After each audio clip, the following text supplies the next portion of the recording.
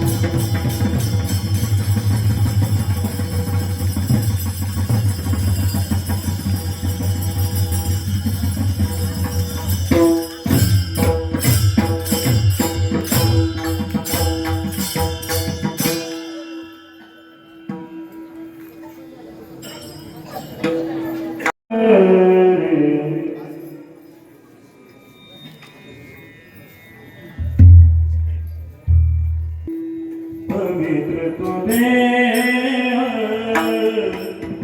वाणी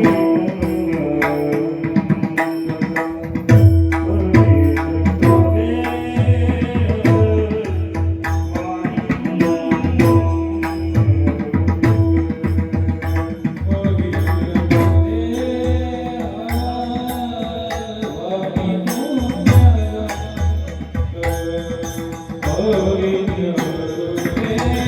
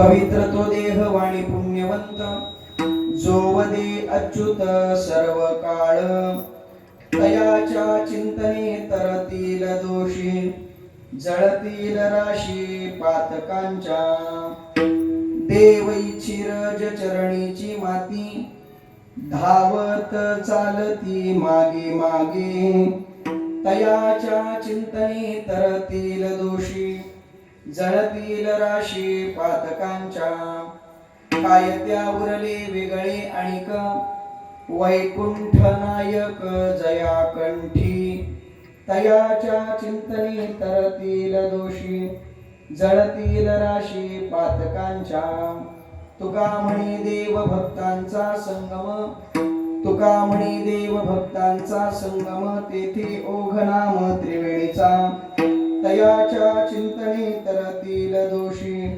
जळतील राशी पातकांच्या विठ्ठल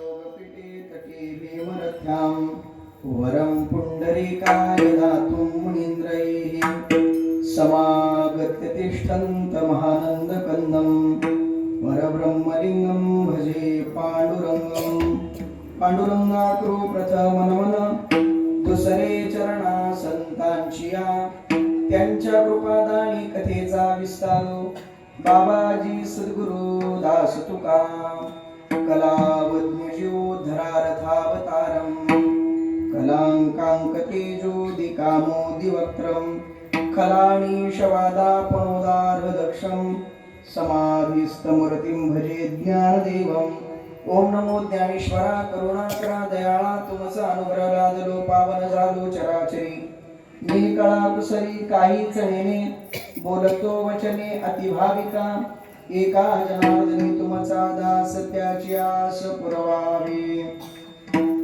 मस्तक माझा पायावरी त्या वारकरी संतांच्या वचन ऐका कमळापती माझी रंगाची विनंती कर जोडी तो कधी काळी आपण असावे जवळे श्री नारायण जय नारायण सद्गुरु नारायण नारायण श्री नारायण जय नारायण सद्गुरु नारायण नारायण शुक्लां ब्रह्म विचार सार परमा माद्यां जगद्व्यापिनीं वीणा पुस्तकधारिणीं अभयदां जाड्यान्धकारापहा हस्ते स्फाटिकमालिकां विदधतीं पद्मासने संस्थितां वन्दे तां परमेश्वरीं भगवतीं बुद्धिप्रदां शारदां सम्पाद्य ज्ञानं च विधाय भक्तिं विलोकितो येन समाधिराजः वैराग्यवन्तं सुविचारयुक्तं नमामि जोगम शिरसा गुरन्तं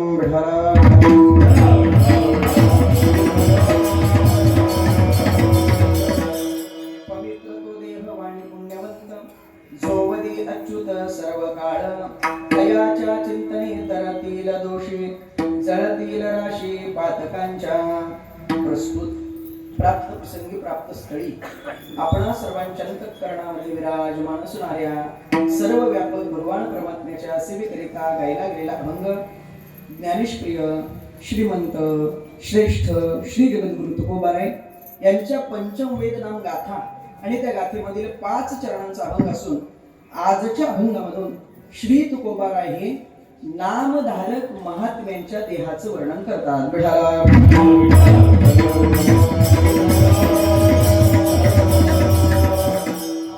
स्पर्श करण्यापूर्वी वक्त्याचे एक आद्य कर्तव्य आहे.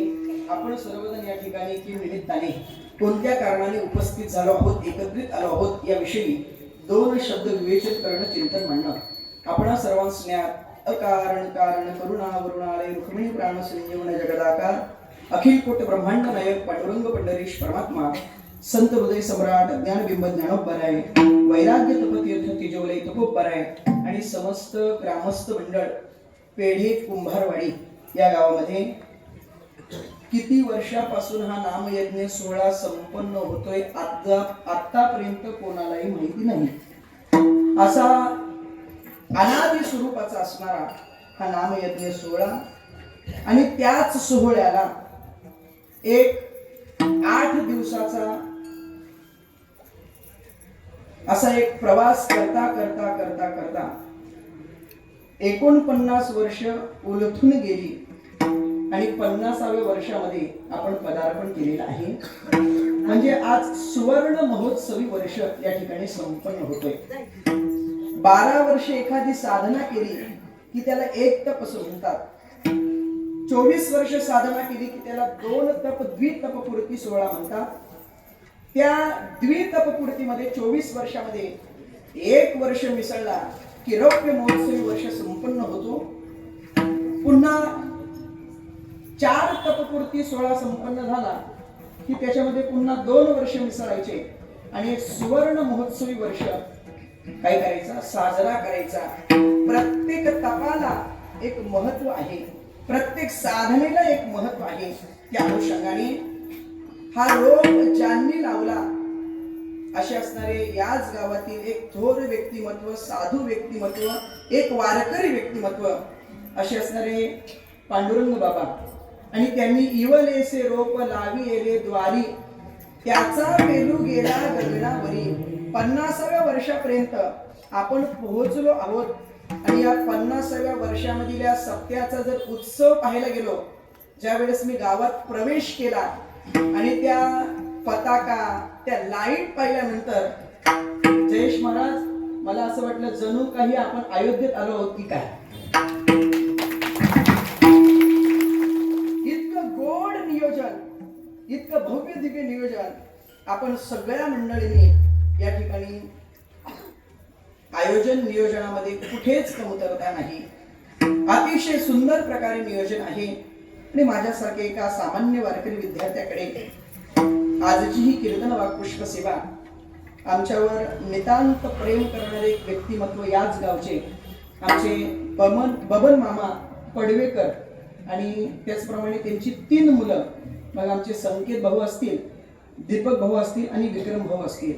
खरं तर या गावाशी जोडण्याचं माझं कारण फक्त एवढंच की आळंदीमध्ये असणाऱ्या आमच्या दाती आई आणि त्या आईंची आई म्हणजे आमच्या बबन मामांची बहीण चंद्रभागा आत्या, आणि त्यांच्यामुळे मी इथपर्यंत जोडलो गेलो. आणि इथं आल्यानंतर महाराज प्रेमाची कमतरताच नाही हो, अजिबात प्रेमाची कमतरता नाही. बबन मामांच्या अनुषंगाने कितीतरी मोठी मोठी मंडळी माझ्या संपर्कामध्ये जोडली गेली.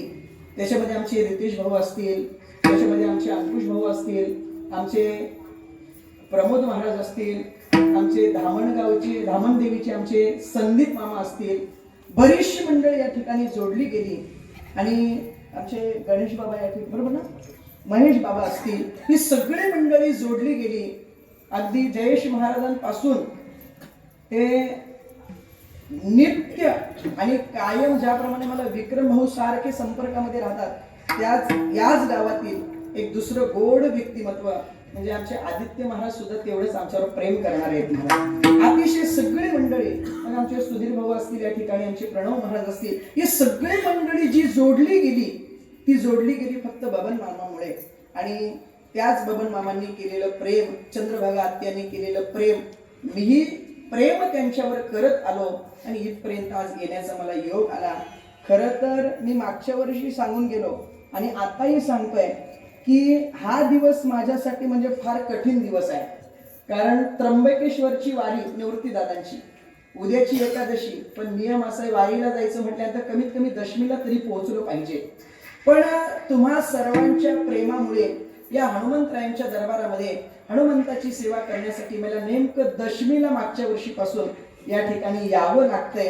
आता अजून किती वर्ष यावं लागतंय माहिती नाही, पण 2 वर्ष तरी मी आलो आणि सगळी मंडळी या ठिकाणी मला जोडली गेली.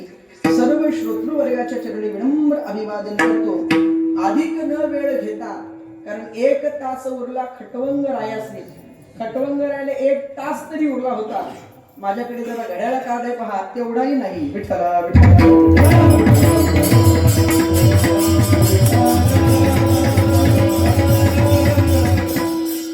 म्हणून अधिक वेळ न घेता अभंगाकडे वळण्याचा प्रयास करतो आहे. आज हनुमंतरायांच्या प्रांगणामध्ये सेवा होते.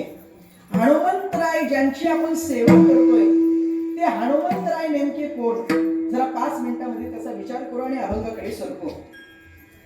हनुमंतरायांनी प्रभू रामचंद्रांची सेवा केली आणि हनुमंतरायांनी सेवा करत असताना किती सेवा केली तर दास्यत्व निकट हनुमंते पै केले आणि म्हणून देखील रामचरण पाहिले हनुमंतरायांनी, कारण प्रभू रामचंद्रांची ते नित्य कायम सेवा करत होते. अनेकविध प्रकारच्या भक्ती आहेत, नवविध प्रकारच्या भक्त्या सांगितल्या. श्रवणम कीर्तनम विष्णू स्मरणम पाद सेवनम अर्चनम वंदनम दास्यम सख्यम आत्मनिवेदनम या नवविध प्रकारच्या भक्त्या भागवतामध्ये सांगितल्या. पण या सगळ्या भक्त्यांमध्ये सगळ्यात अवघड भक्ती कोणती असेल तर ती दास्य नावाची भक्ती आहे. ही सगळ्यात अवघड भक्ती. पण सगळ्यात अवघड असणारी भक्ती कोणी केली असेल तर ती हनुमंतरायांनी केली आणि ती भक्ती हनुमंतरायच करू शकतात.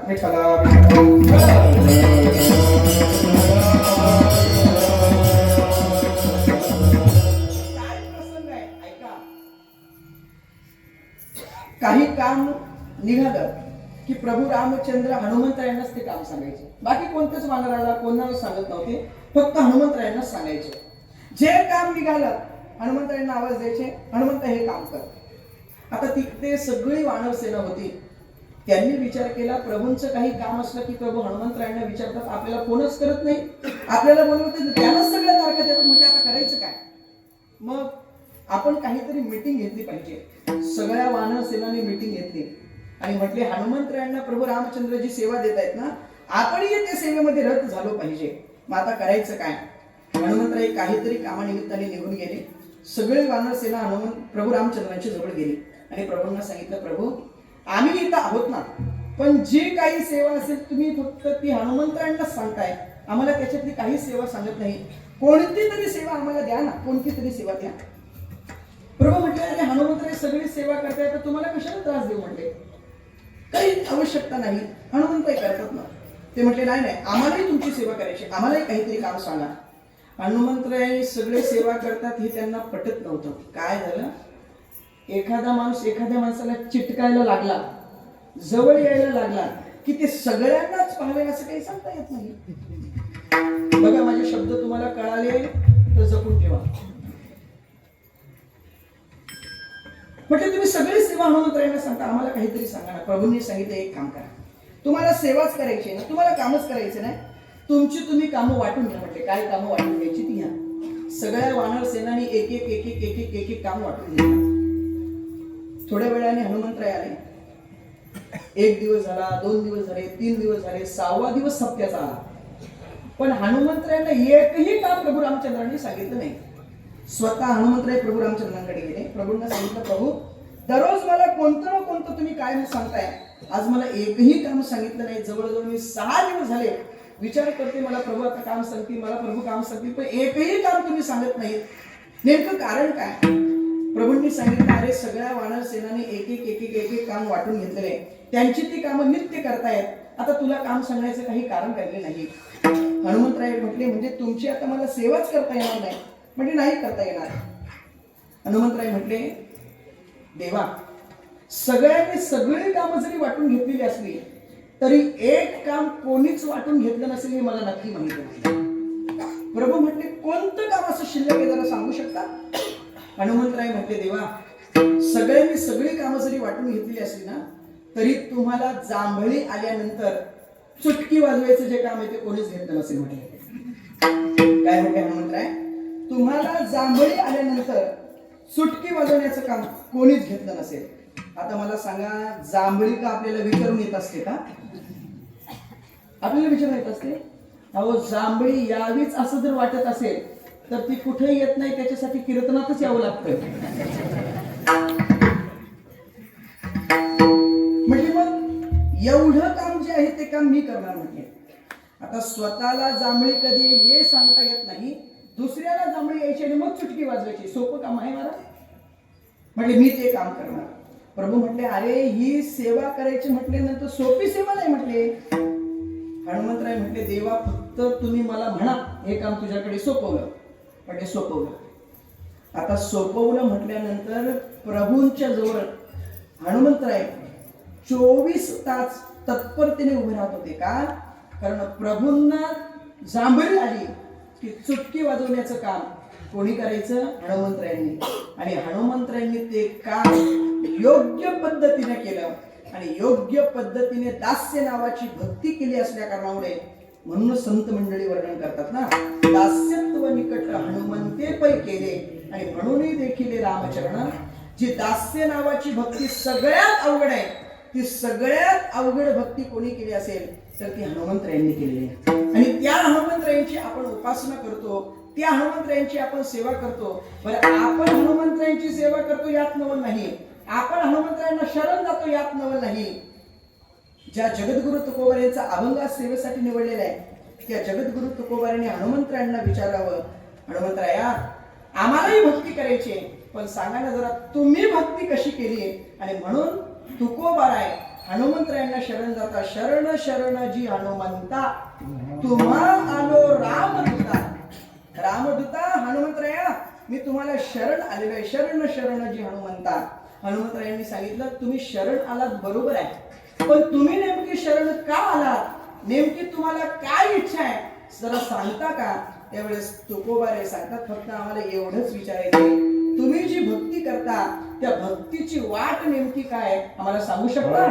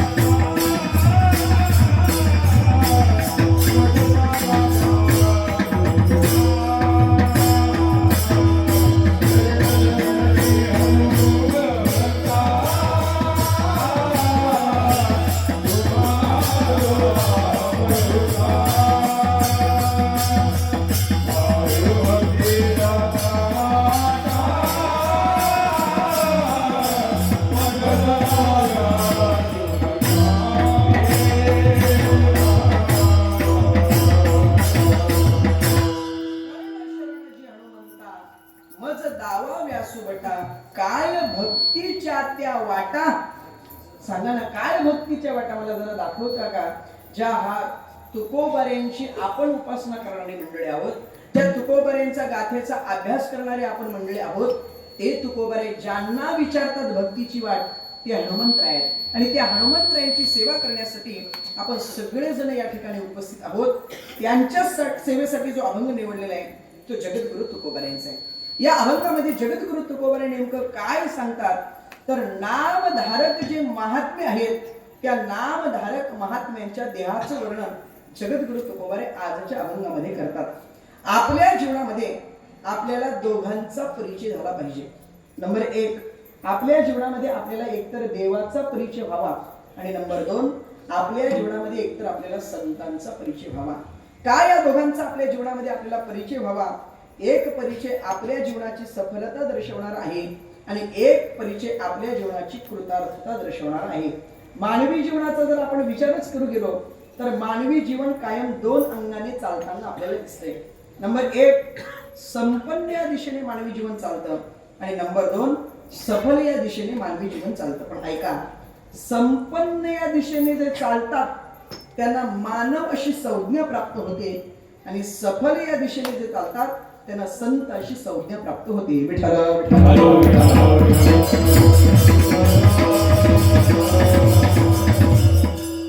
वर्ग असा आहे तो संपन्न या दिशेने चालतो, फक्त संपन्नतेचा विचार करतो. आपल्याला पैसा कुठून प्राप्त होईल याचाच फक्त तो विचार करतो, बाकी तो कशाचाच विचार करत नाही. बरं, पैसा मिळवण्यासाठी तो कमी खटाटोप करतो. फर्स्ट शिफ्ट, सेकंड शिफ्ट, सकाळी, दुपारी, संध्याकाळी. तुम्ही हसू नका, आमच्यात काही कमी नाही. विठ्ठल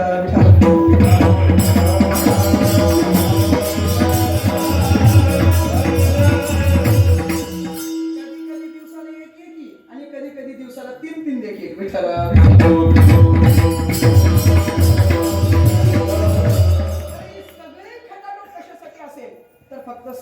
संपन्नतेसाठी, फक्त पैशासाठी. पण ऐका, किती धन कमवा, किती ऐश्वर्य कमवा, पण मिळवलेलं धन आपल्या सोबत 1 रुपया येत नाही. रावणाकडे साधी श्रीमंती होती, अहो संपूर्ण लंका नगरी रावणाकडे श्रीमंती होती, सोन्याची होती. पण ते रावणाला विचारलं, का रे बाबा, शेवटी जाताना काय घेऊन गेला? तुकोबारे वर्णन करतात, तुका म्हणे ज्याची संगते कवळी गेला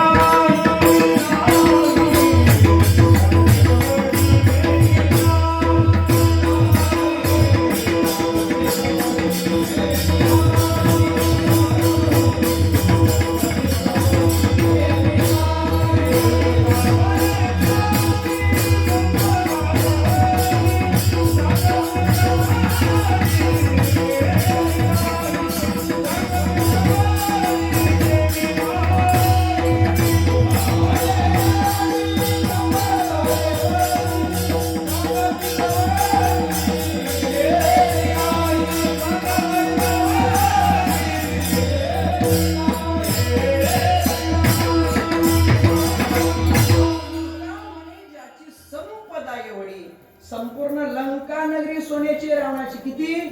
संपूर्ण लंका नगरी. पण तुकोबारे म्हणतात, सांगा ती कवडी गेली नाही. 1 रुपया सुद्धा माणसाच्या सोबत येत नाही. कवडी शब्दाचा अर्थ घ्या, 1 रुपया. अहो कमरेला बांधणारा कटदोरा, त्याचा अपभ्रंश आपण केला, त्याला करगोटा म्हणतो.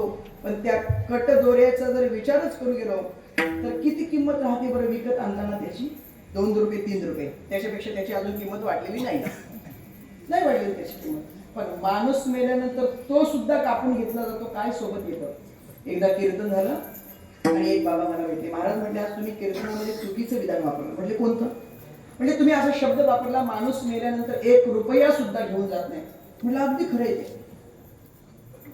ते. म्हटले, महाराज आतापर्यंत तुम्ही किती जणांच्या अंत्ययात्रेला गेलात? म्हणजे 100 लोकांचे गेलो असेल. म्हणजे महाराज, माणसाला शेवटचं पाणी पाजलं जातं त्यावेळेस त्याच्या तोंडामध्ये काय ठेवलं जातं? म्हणजे तुळशी पत्र आणि 1 रुपया ठेवला जातो. तिकडे काय अशीच पद्धत आहे ना?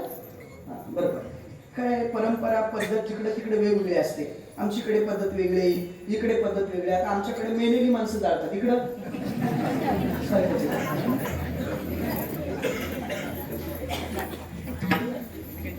माणसाला ज्यावेळेस शेवटचं पाणी पाजलं जातं त्याच्या वेळेस त्याच्या तोंडामध्ये 1 रुपयाने तुळशीचं पत्र ठेवलं जातं. बरं, त्याला जाळून पूर्ण झालं म्हणजे मग तो 1 रुपया तरी त्याच्या सोबत येतो ना. ते बाबा मला म्हटले, बाबा तुमचं उत्तर अगदी रास्त आहे, योग्य उत्तर आहे. पण मी बाबांना म्हटलं, बाबा तुम्ही आतापर्यंत किती जणांच्या राग भरणीच्या कार्यक्रमाला गेला जरा सांगता का? बाबा म्हटले, आतापर्यंत 1000 लोकांना पोचून मोकळा धरण. बरं, तुमचाही नंबर लागेल म्हटलं लवकर. बरं, राग भरणीच्या कार्यक्रमाला गेल्यानंतर आता इकडं काय पद्धत आहे माहिती नाही, तो 1 रुपया उचलला जातो का? उचलतात का 1 रुपयाकडे? नाही उचलत का? बरं, आमच्याकडे अशी पद्धत आहे, राग भरणीच्या कार्यक्रमाला गेल्यानंतर अगोदर आस्ती उचलली जात नाही, अगोदर राख उचलली जात नाही. जोपर्यंत तो 1 रुपया मिळत नाही तोपर्यंत अख्खी राख महाराज हाताने पूर्ण ती हातात धरून तो 1 रुपया शोधतात. आणि जोपर्यंत 1 रुपया भेटत नाही तोपर्यंत पुढचं काहीच कार्य करत नाही. मी म्हटलं, बाबा आता सांगा, माणूस मेल्यानंतर सोबत काय येतं काही सोबत? आणि प्रवास करता करता सिग्नलला गाडी थांबली. आता सिग्नलला गाडी थांबली पण आमच्या पुढे एक मोठं ट्रक होतं. त्या ट्रकवर जे वाक्य लिहिलेलं होतं, आदित्य महाराज अगदी संतांच्या वचनाशी मिळतं जुळतं ते वाक्य होतं. वाक्य किती गोड आहे का? वाक्य असं लिहिलेलं होतं, पैसा रे पैसा तुझे कमाऊ कैसा. काय वाक्य होतं? पैसा रे पैसा तुझे कमाऊ कैसा, मरने के बाद तुझे ले जाऊ कैसा. काय वाक्य होतं महाराज. अरे पैसा सांग, तुला कमाऊ कसा मिळू, तुला मिळू कसा सांग ना. बरं, यदा कदाचित आमच्या प्रयत्नाने तुझा आम्हाला प्राप्त झाला, मिळालाच, तर सांग ना, मेल्यानंतर तुला घेऊन कसं जाऊ? विठ्ठल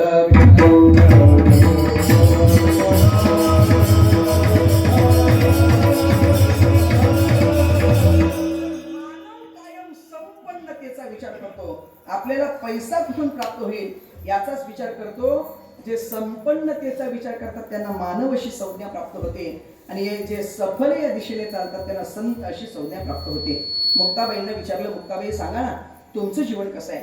मुक्ताबाईने सांगावं, निवृत्ती ज्ञानदा कोरांनाचे अन्न सांभाळी सोपान मज लागी. निवृत्ती दादा ज्ञानदादा मधुकरीचं अन्न मागायला जातात, माझा सांभाळ सोपान काका करतात, म्हणजे आमच्याकडे संपन्नता नाही. तुकोबारांना विचारलं, तुकोबारे सांगा ना तुमचं जीवन कसं आहे. तुकोबारांनी सांगावं, आम्ही सदैव सुडके, जवळी येता चोर धाके, जाऊ पुढती भिकी आणि कुत्री घर राखली. काय तुकोबारे सांगतात, आम्ही सदैव सुडके, सुडके शब्दाचा अर्थ होतो फिरते, आम्ही सदैव फिरते आहोत.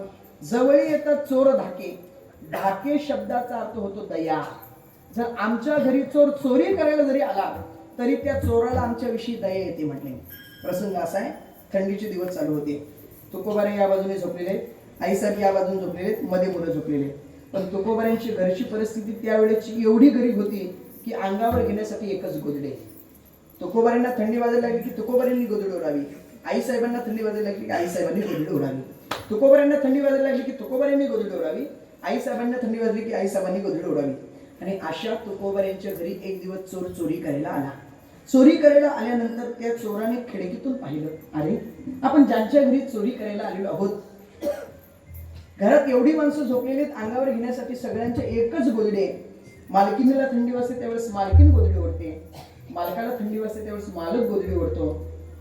त्या चोराला तुकोबाऱ्यांच्या विषयी दया आली आणि पूर्वीचे चोर चोरी करायला येत असताना अंगावर गोदडी, ब्लँकेट, चादरी घेऊन येत होते.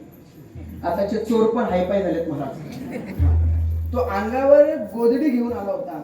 त्यांनी तुकोबाऱ्यांची ती परिस्थिती पाहिली, स्वतःच्या अंगावरून गोदडी काढली आणि खिडकीतून तुकोबाऱ्यांच्या झोपडीमध्ये टाकली. जवळी येतात चोर धाके, जर चोर जरी आमच्या घरी आला तरी चोराला आमच्याविषयी दया येते. जाऊ पुढती भिकी आणि कुत्री घर राखीती. तुकोबारे म्हणतात, आम्ही शिदा मागायला गेलो तर आमचं घर कुत्री राखतात, आमच्याकडे काही नाही. ज्ञानोबारांनी विचारलं, ज्ञानोबारे सांगा ना तुमचं जीवन कसं आहे.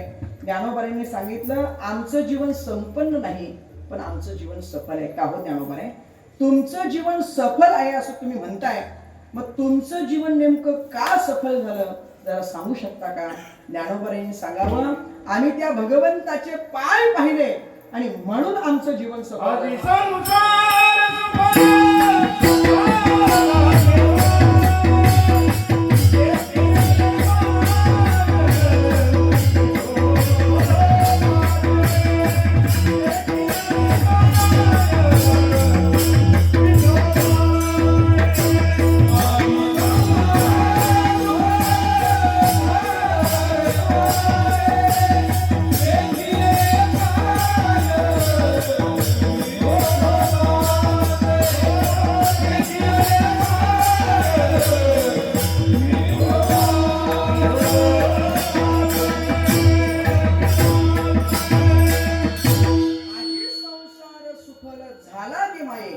काय पाहिलं, देखिले पाय विठोबाचे, त्या विठोबाचे पाय पाहिले, चरण पाहिले, आज आमचं जीवन सफल झालं.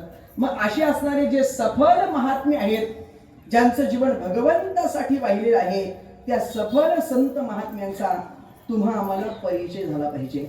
आपल्यालाही लोक परिचय करून देतात पण नको त्याचा परिचय करून देतात.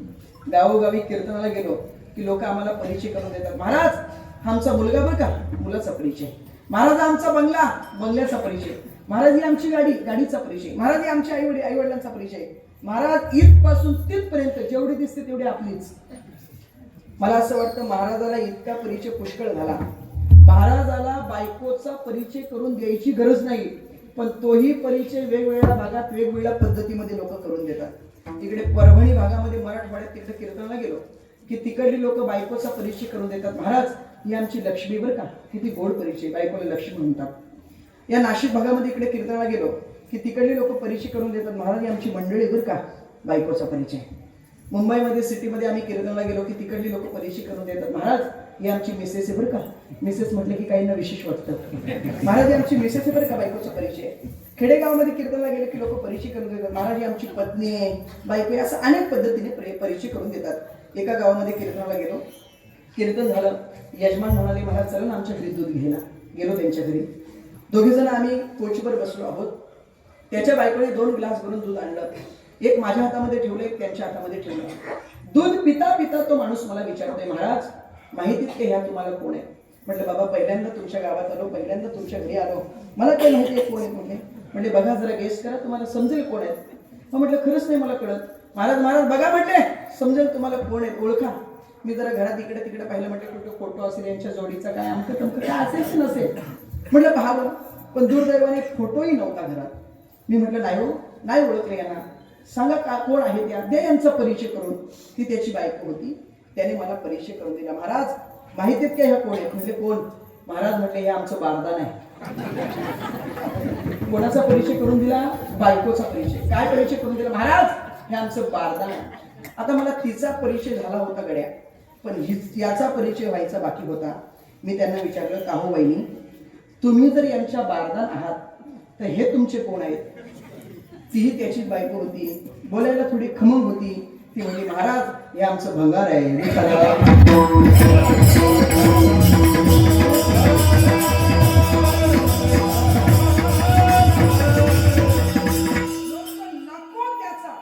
नको तसा तुम्हा आम्हाला परिचय करून देतात, पण आपल्या जीवनामध्ये आपल्याला एक तर परिचय व्हावा देवाचा, एक तर परिचय व्हावा संतांचा. महाराज आजच्या अभंगामध्ये तुम्ही आम्हाला कोणाचा परिचय करून देणार आहात? तर आजच्या अभंगामध्ये संतांचा परिचय जगद्गुरु तुकोबारे तुम्हा आम्हाला करून देतात. काय नेमका संतांचा परिचय सांगू शकता? तेच जगद्गुरु तुकोबारे सेवेला घेतलेल्या अभंगाच्या पहिल्या चरणाच्या उत्तराला सांगतात. जो दे अच्युता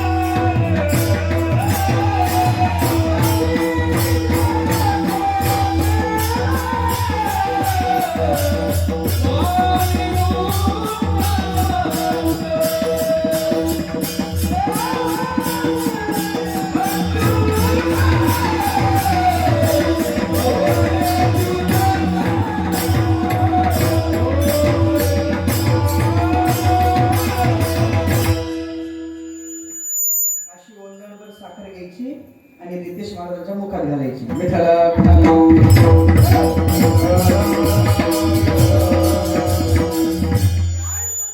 परिचय, नेमका संतांचा परिचय काय? तुकोबारे आजच्या अभंगामध्ये संतांचा तुम्हा आम्हाला परिचय करून देतात. काय नेमका संतांचा परिचय काय? संत नेमके कसे असतात? तर तुकोबारे म्हणतात, जो वदे अच्युत सर्व काळ, जो सर्व काळ अच्युत नामाचं नित्य नामस्मरण करतो, तो परिचय आहे संतांचा. अच्युत म्हणजे नेमकं काय? भगवंताची 1000 नावं आहेत. त्या 1000 नावामध्ये एक नाव भगवंताचं अच्युत आहे. अच्युत शब्दाचा अर्थ काय? जे नाम कधी च्युत होत नाही त्याला अच्युत म्हणतात. विठ्ठला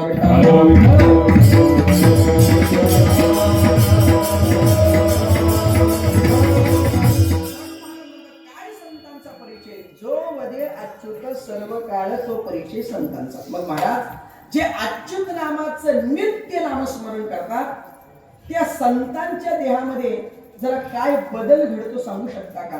तुकोबारे म्हणतात पवित्र तो देह वाणी पुण्यवंत जो वदे अच्युत सर्व काळ. महाराज सांगतात काय संतांचा परिचय, काय संतांच्या देहामध्ये बदल घडतो? तर महाराज सांगतात पवित्र तो देह. महाराज या शब्दाच्या खाली आम्ही अधोरेखित करतो, अंडरलाईन करतो का? तुकोबारे म्हणतात पवित्र तो देह. पण हे पटतच नाही आम्हाला. का पटत नाही? आतापर्यंत आम्ही शास्त्र वाचलेले आहे. तुकोबारे तुमचा गाथाही आम्ही वाचलेला आहे. ज्ञानोबारे तुमचं मदालस प्रकरणही आम्ही वाचलेलं आहे. आम्ही सगळीकडे जिथं जिथं वाचलं, जिथं जिथं ऐकलं, तिथं फक्त या शरीराच्या विषयी, या देहाच्या विषयी सगळ्यांनी अपवित्रता दर्शवलेली आहे. पण तुकोबारे आजच्या अभंगामध्ये तुम्ही शब्द वापरताय पवित्र तो देह, ही मोठी शंका आहे. विठ्ठला विठ्ठला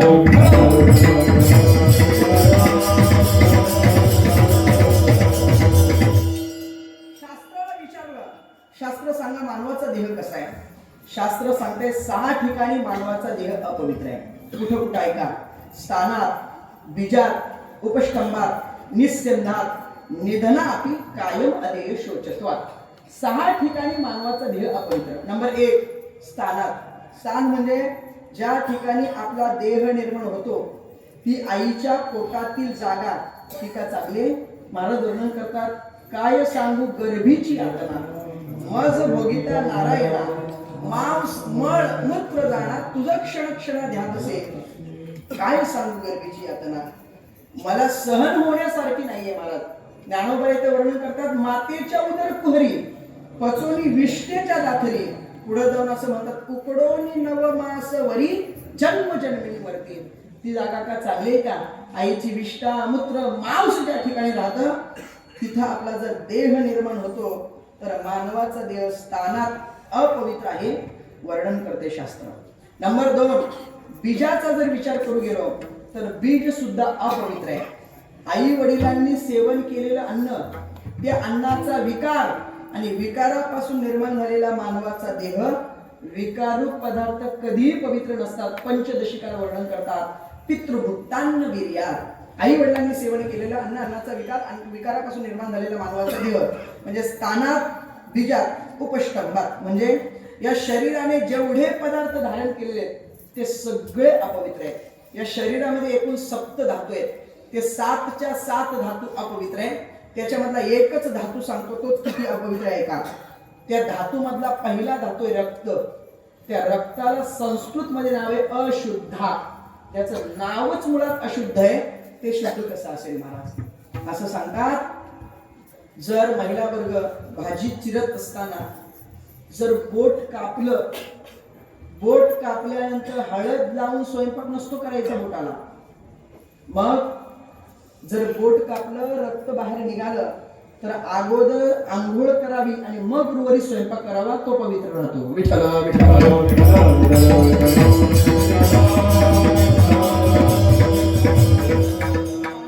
बीजात उपष्टंभात निस्यंधात. म्हणजे या शरीरातून जेवढे पदार्थ बाहेर निघतात ते सगळे अपवित्र आहेत.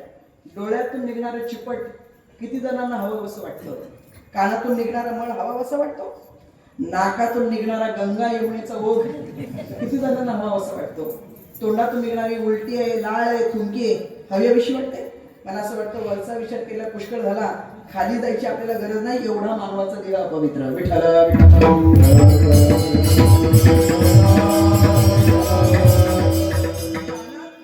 उपष्टंभात निस्यंदात निधनापि. म्हणजे एखादा माणूस जर मेला तो तर अपवित्र होतोच, पण त्याच्या संबंधी जेवढी जातात ते सगळे अपवित्र होतात. म्हणून आपल्याकडे एक पद्धत आहे. एखाद्याच्या अंत्ययात्रेला गेलो, पुन्हा घरी आलो की घराच्या बाहेर असतानाच अगोदर डोसक्यावर पाणी घ्यायचं, आणि मग घरात प्रवेश करायचा. तसं घरात प्रवेश करता येत नाही, कारण आपण अपवित्र होतो. ज्या घरात माणूस मेलेला आहे त्या घरातील माणसांशी 10 दिवस आपल्याला कोणताच व्यवहार करता येत नाही, तेवढा मानवाचा देह अपवित्र आहे. स्थानात बीजात उपष्टंभात निस्यंदात निधनापी कायम अदेह शोचत्वात, म्हणजे या शरीरावर कायम पावित्र्याचं आदान करावं लागतं. गंगेचं पाणी मुळात पवित्र आहे, गोमूत्र मुळात पवित्र आहे, पण आपण अपवित्र झालो तर त्या गंगेमध्ये स्नान करावं लागतं, गोमूत्र अंगावर शिंपडावं लागतं, त्यावेळेस आपल्याला पवित्रता प्राप्त होते. म्हणजे 6 ठिकाणी मानवाचा देह अपवित्र आहे, शास्त्र सांगते. नंबर 2, ज्ञानोबरायांचा जर विचार करू गेलो तर ज्ञानोबरायांना विचारू, कारण शास्त्र थोडं अवघड आहे, त्याच्यामध्ये सांकेतिकता आहे, वर्ण व्यवस्था, संस्कृत भाषा आहे, हे लवकर काय आम्हाला आकलन होत नाही. आम्ही ज्ञानोबरायांना विचारू, ज्ञानोबराय सांगा ना मानवाचा देह कसा आहे. ज्ञानोबरायांना सांगितल्यानंतर ज्ञानोबराय मदालसेमध्ये गोड वर्णन करतात.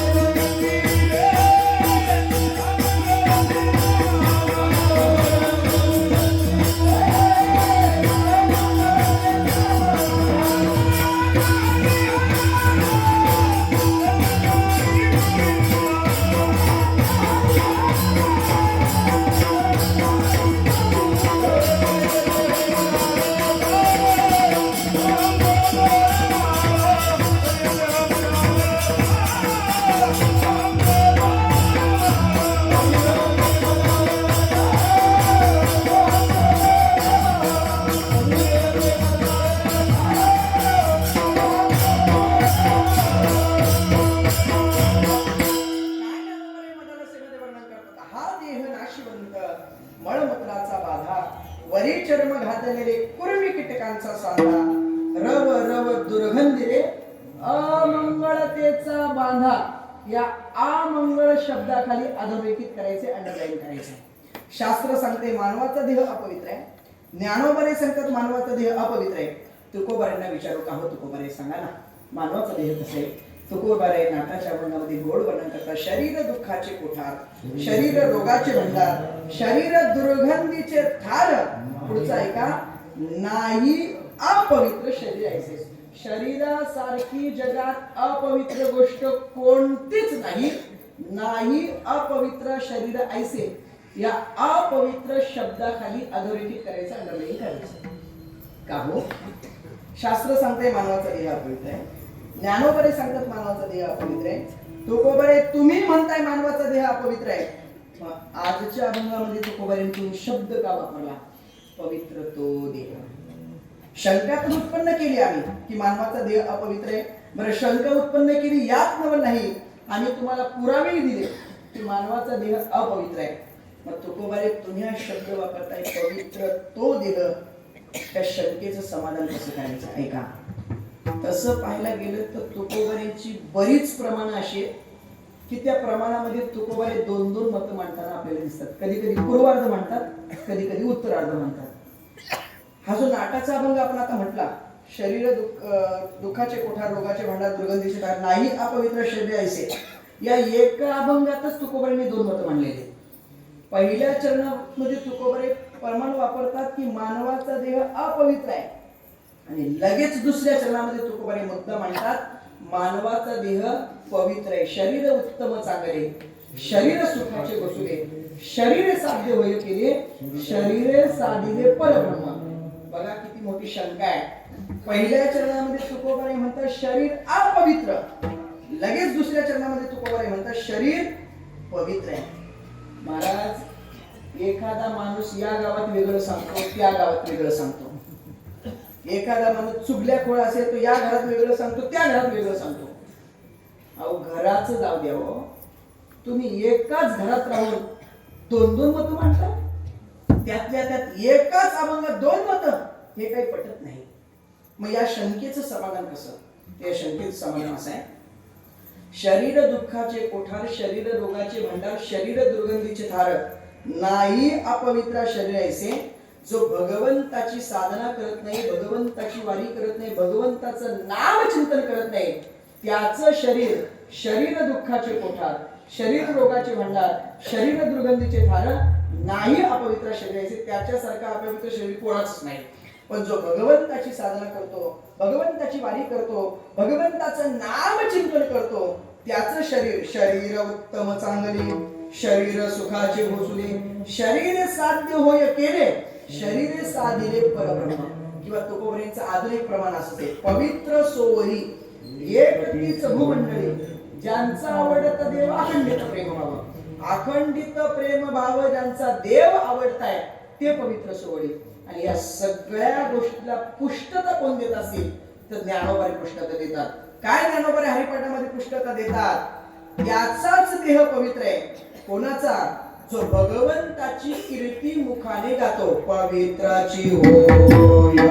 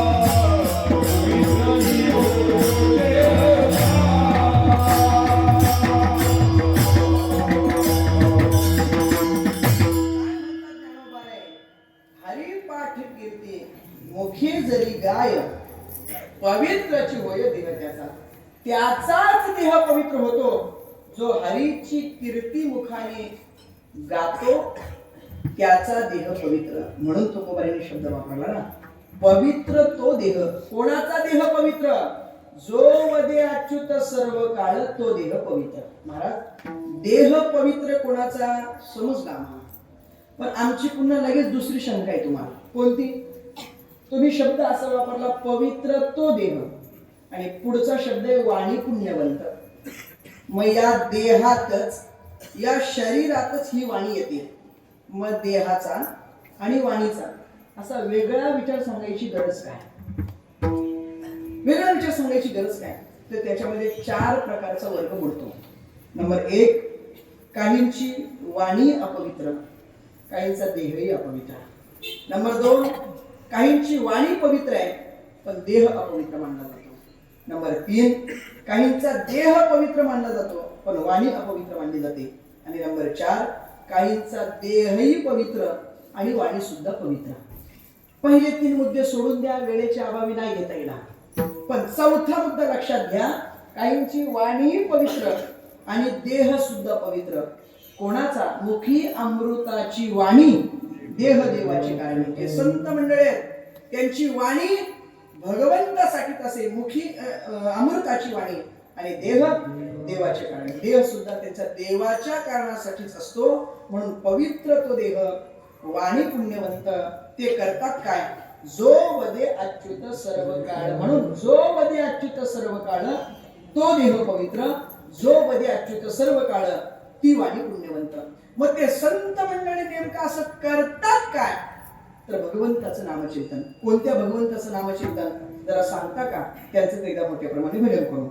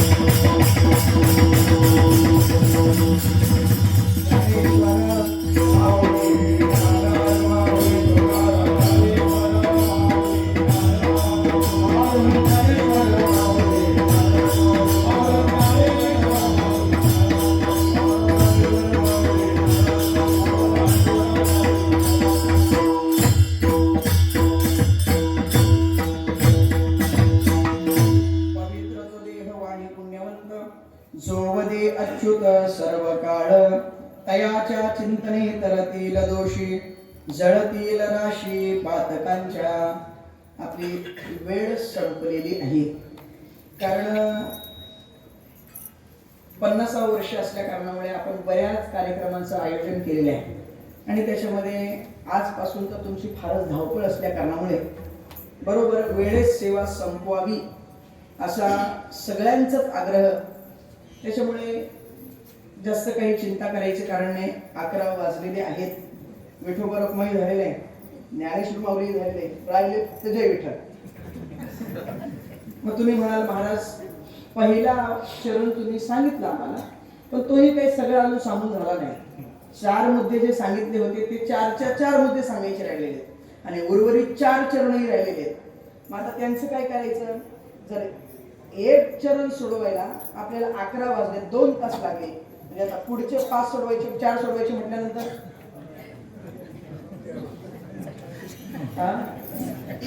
जमेल का? काही चिंता करू नका, पुन्हा कधी आलोच तुम्ही मला फक्त आठवण करून द्यायची, महाराज हाच अभंग घ्या, हाच अभंग घेऊ आणि त्या अभंगावर उर्वरित राहिलेले चिंतन पुढच्या 2 तासामध्ये आपण पूर्ण करू. काही चिंता करायचं कारण नाही, हा अभंग पूर्ण आपण करणारच आहोत, फक्त बोलवा एवढी विनंती. असं काही नाही, देव उसकावी भला, नारी उसकावी भला, काही नाही. परमार्थ करायचे ज्याला त्यांनी कुठे चिटकून राहायचं नाही. महाराज आमचे बरोबर हे सांगत असतात, चिटकायचं नाही, मोकळं राहायचं, मोकळं राहायचं, चिटकायचं नाही. चिटकलं म्हणजे बंधाला कारण ठरलो, चिटकायचं नाही अजिबात. म्हणून या ठिकाणी आपण एका चरणावर बोलण्याचा प्रयत्न केला. आपली वेळ संपलेली आहे. हनुमंतरायांच्या प्रांगणामध्ये संपन्न होणारा हा 50 वर्षापासूनचा महोत्सव अतिशय गोड अशा पद्धतीने या ठिकाणी आपण सर्वच मंडळी या ठिकाणी करतायत. या सप्ताहाचे 2 विशेष आहेत महाराज, 2 विशेष. पहिलं विशेष असं आहे, जे राजकारणातलं गजकरण आहे ते या सप्त्यात दिसत नाही महाराज, नाही दिसत. एरवी गावातील सगळं राजकारण सप्त्यात येऊन बसतंय, पण या गावचं विशेष असं आहे, गावातील सगळं राजकारण नेमकं मंदिरातल्या परमार्थात येऊन बसलेलं आहे. आणि वारकरी संप्रदायाचे हेच दुर्दैव झाले महाराज. काय वाक्य सांगू तुम्हाला? सध्या राजकारणात जेवढं राजकारण नाही तेवढं राजकारण वारकऱ्यात दिसलंय. पटलं तर बघा, तुम्हाला वाक्य नाही तर माझं मला परत करा, तुम्ही परत करा बरं दोघे. पण राजकारण या आध्यात्मिक क्षेत्रामध्ये गावच्या 2 फळे असू द्या, पण परमार्थामध्ये एकच फळी ठेवणारं गाव म्हणजे पेढे कुंभारवाडी. उगाच पेढे नाव अगोदर लावलं नाही, ते गोडच आहे ना त्याच्यामुळे. आणि दुसरं या सप्त्याचं विशेष असं आहे महाराज, या सप्त्यामध्ये देणगी बुक नाही. हे विशेष आहे महाराज या सप्त्याचं. मी मगाशी पाहिलं, कोणीतरी आले होते, त्यांना देणगी द्यायची होती. गावातील कोणी हातात नाही धरली ती देणगी. त्यांनी सांगितलं तुम्ही जा आणि दानपेटीत टाका. मी आता फिटा घालून बसलो होतो तेव्हा मला असं वाटतं, ज्या ज्या गावात देणगी बुक आली त्या त्या गावातले सप्ते बंद पडले. हिशोबच नाही, सगळं हिशोबच बुडवायचा. पण या सप्त्यामध्ये ज्याला जी सेवा घ्यायची ती त्याच्या पद्धतीने घ्यायची, त्याच्या पद्धतीने करायची. काही इथं देणगी बुक नाही, एखादी वही नाही, काही नाही. पुढल्या वर्षी सप्त्यात देणगी बुकाचं काही लिहायलाच नको, टेन्शनच नाही महाराज, टेन्शनच नाही. अतिशय गोड नियोजनात सप्ताह चालू आहे. द्यावे तितके धन्यवाद पेढे ग्रामस्थांना या ठिकाणी. आणि बोलण्याच्या योगामध्ये काही ऋणाधी झाला असेल, अल्पशब्दीचा दोष समजा. जे काही चांगलं असेल, ज्ञानोबारे तुकोबारे सगळं जोग महाराजांपासून विद्यमान गुरुवारे मारुती बाबा पुरेकर यांचा प्रसाद समजा, हनुमंतरायांच्या प्रसाद समजा आणि तुमची पायाची जागा द्यायला या ठिकाणी विसरू नका. आज उपस्थित असणारी सर्वच गुणीजन मंडळी, मृदंगाचार्य, गायनाचार्य, टाळकरी, माळकरी, वेणेकरी, चोपदार, श्रोतृवर्ग, महिला वर्ग, पुरुष वर्ग, सर्वांच्या चरणी विनम्र अभिवादन करतो. मी सगळ्यांची नावं अगोदर घेतली आहेत, त्याच्यामुळे आता घ्यायचं कारण नाही. माई सिस्टीम तर अतिशय गोड, अतिशय गोड महाराज. नाही तर काही काही ठिकाणी आम्ही गेलो की डबेच्या डबे मसाला आणि चव नाही कशा. पण गोड माईक सिस्टीम, जरा त्यांच्यासाठी टाळी वाजवा. गोड माईक सिस्टीम. आणि या दोघांसाठी आपल्याला जास्त काही करता येणार नाही. भाऊ नाव काय तुमचं? अजय जाबरे. अजय जाबरे. जाबळे. आणि तुमचं? दीपक धाडवे. दीपक धाडवे. यांना आपल्याला काही देता येणार नाही. मग काय करायचं? काय नाही, त्यांची आलेली लिंक तिला शेअर करायची, लाईक करायची, आयकॉन, बेल, घंटी, सबस्क्राईब हे तरी आपण करू शकतो ना. कमीत कमी हे तरी करू शकतो ना. जर इथं जी मंडळी आलेली नाहीत त्यांच्यापर्यंत हे पोहोचवण्याचं काम ते दोघे जर करतात तर आपण तेवढं तरी त्यांच्यासाठी करू शकतो महाराज. त्यांची दोघांचे शब्दपुष्पाने आभार व्यक्त करतो. आणि या परिसराशी, या गावाशी मी ज्यांच्यामुळे जोडलो अशी असणाऱ्या आमच्या चंद्रभागा आत्या आणि आमचे बबन मामा, त्यांचे मी शब्दपुष्पाने पुन्हा पुन्हा या ठिकाणी आभार व्यक्त करतो. आणि याच ठिकाणी सेवेला पूर्ण विराम देत असताना भगवंताकडे एकच प्रार्थना, सर्वत्र सुखिनः सन्तु सर्वे सन्तु निरामयाः सर्वे भद्राणि पश्यन्तु मा कश्चित् दुःखम् आप्नुयात्. कोणाच्या वाट्याला दुःख नाही येऊ, प्रत्येक जण निरोगी राहो, प्रत्येकाच्या डोळ्याला सुख शांती समाधान पाहायला मिळो हीच भगवंताकडे प्रार्थना करतो. आणि कीर्तन वाक्पुष्प सेवेला पूर्ण विराम देत असताना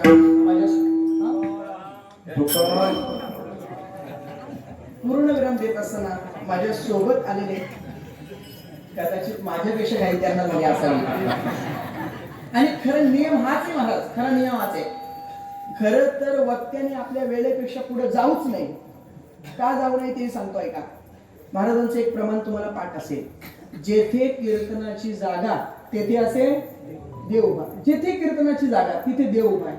मग देव उभा जर कीर्तनाच्या जागेवर तर कुठपर्यंत? 9 ते 11 कीर्तन असेल तर 9 ते 11 या वेळेपर्यंतच. 11च्या पुढे 1 मिनिटही नाही.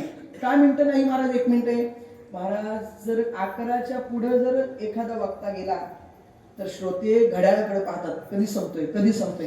का? त्यांना पुढचं काम असतं. मग देवाला का आपलंच कीर्तन आहे का? म्हणून जेथे कीर्तनाची जागा तेथे देव असे उभा. तेवढंच वेळ वक्त्याने कीर्तन करावं. उग जास्त सांगून किती ज्ञान पाचवा महाराज. सोन्याच्या चमच्याने जरी वेळेच्या नंतर ज्ञान पाजलं ना, मला नाही वाटत लोकांना ते पचत असेल. वेळेत कीर्तन संपलं पाहिजे.